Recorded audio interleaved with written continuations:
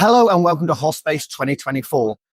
Travel Market Life is coming live on LinkedIn as we explore the program, the topics, and speak to some of the experts and presenters from today's events. Let's have a look, see what's in store with Hospace 2024. Welcome to Travel Market Life, your companion for industry insights and professional business development. Travel Market Life. Join us by webcast, video or podcast. Welcome to Hospace 2024. And right behind me is the Wall of Fame here from all the wonderful sponsors that have joined us for this year's event.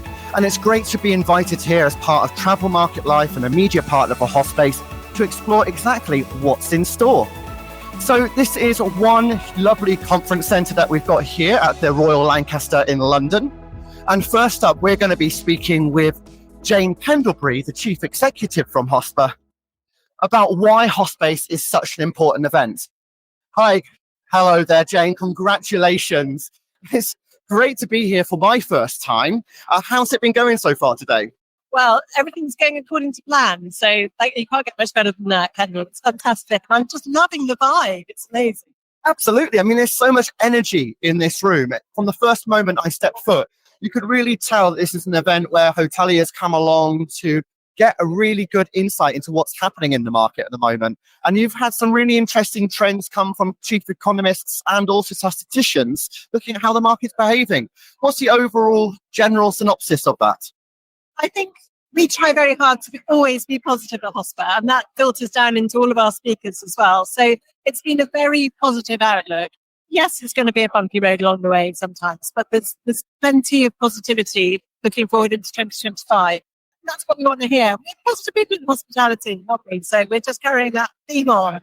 And it was really interesting what Kate Nichols was saying from UK Hospitality, is that yes, there are challenges, but it's very important to be careful with the type of messages that we're putting out in the market, not to dampen people's perception of the industry, because it reduces the likelihood of consumer spend, but also the impact on future generations joining as talent. And I guess it's something we've got to be mindful of.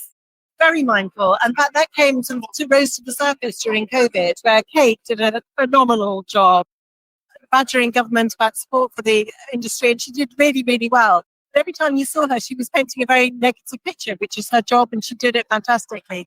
So I took the opposite view because I was able to. My job isn't to lobby government. So that's where we became a really positive organisation. Decided that we love working with Kate, UK Hospitality, but we've taken upon ourselves to make sure that we always do portray that positive view.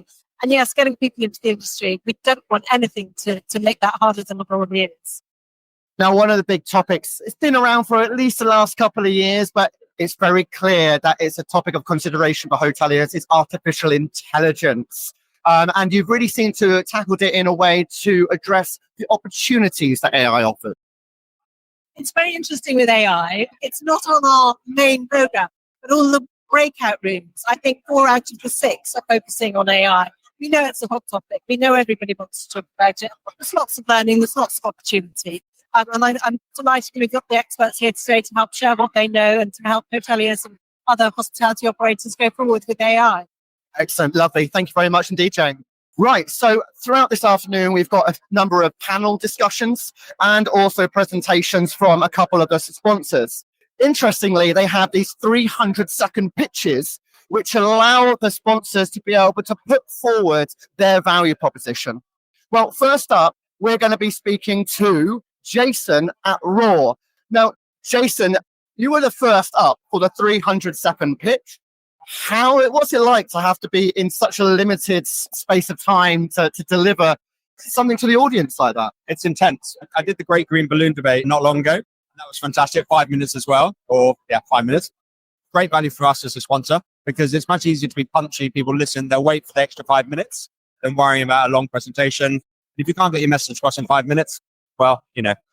And I really like the way that you use the people in the audience to demonstrate the opportunity with electric vehicles. And one stat that I was reading recently, that only 6% of hotels across the country have EV chargers. I think it's probably a little bit more than that, is my guess. But I think there's a lot of hotels that don't recognise that it's an amenity that guests not just expect that they want.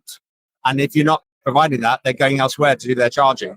So I think within a very short period of time, if you're a 5-star, 4-star, even a 3-star business hotel, it'll be an obligation for star codes. So we work with their hospitality and we work with training their assessors about things like that. Now, you mentioned that about 30% of all vehicles in a car park will be electric, in 5 years' time. So there really is a need to make sure that there is the infrastructure in place.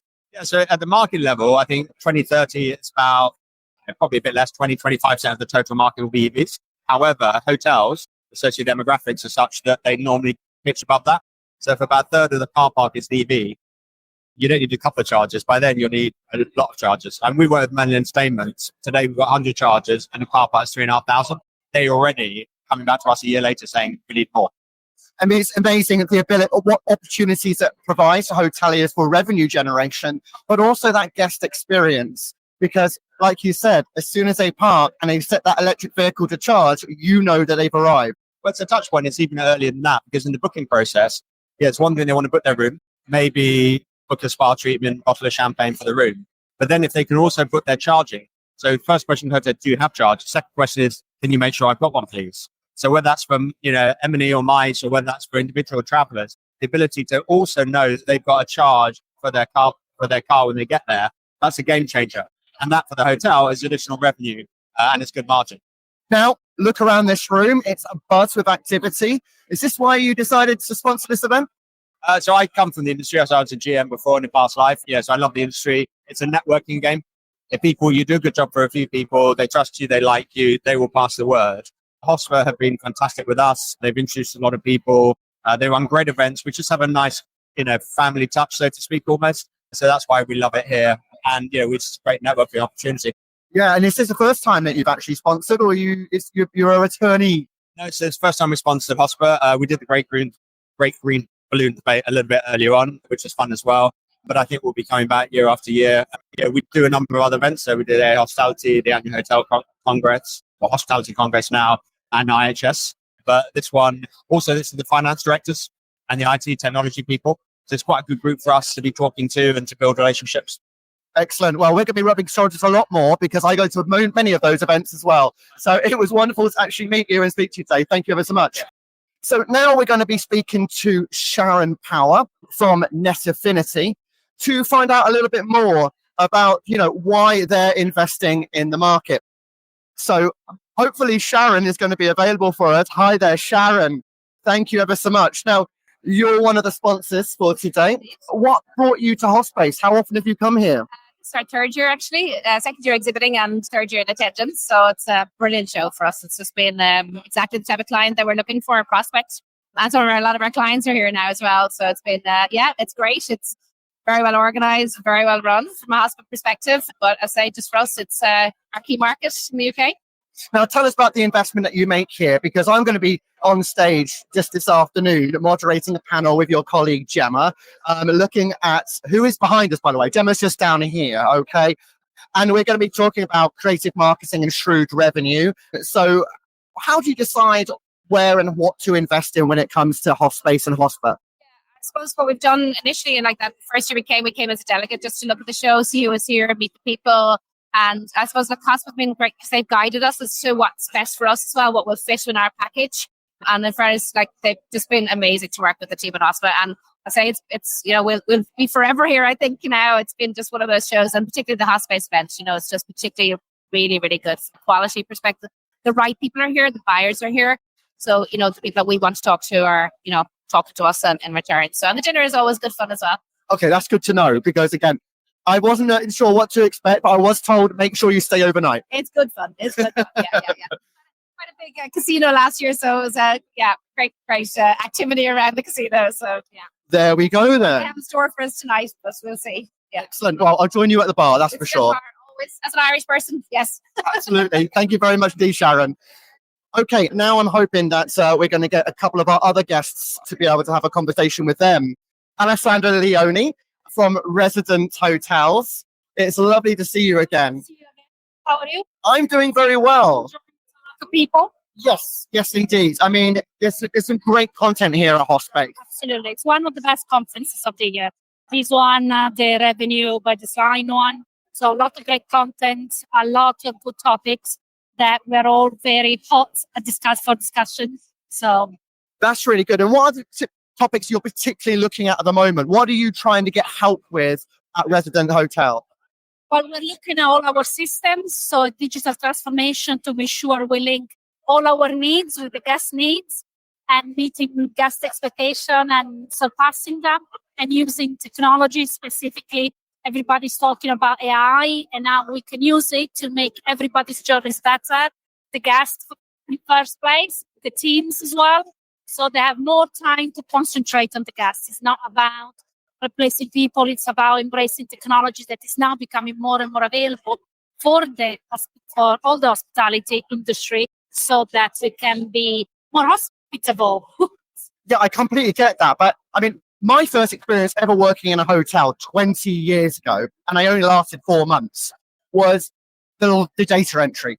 I was sat there in front of a computer having to copy these forms. Is that still happening in hotels?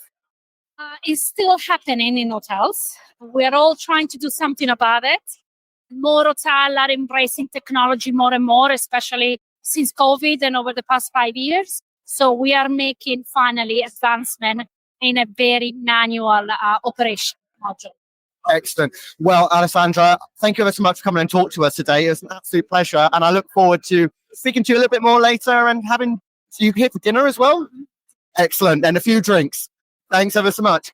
Now, hopefully behind here is Robert Ali. You're a member of HOSPA. I am indeed. How long have you been a member? Gosh, years. I'm not sure I could put a date on it. Grey hairs probably tell the story. What is so good about being a member? Why have you been a member for so long?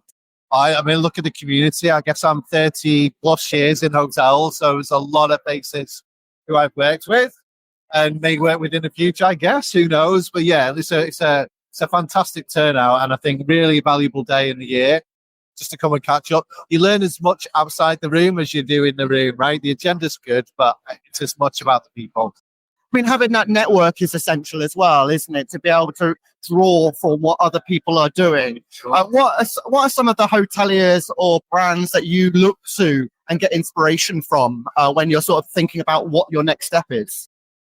Well, obviously, we're a brand. We like to come up with our own ideas. I like to think we've got a few up our sleeve, but I think the value of these days is, of course, you learn from your peers. That's what we do as our industry.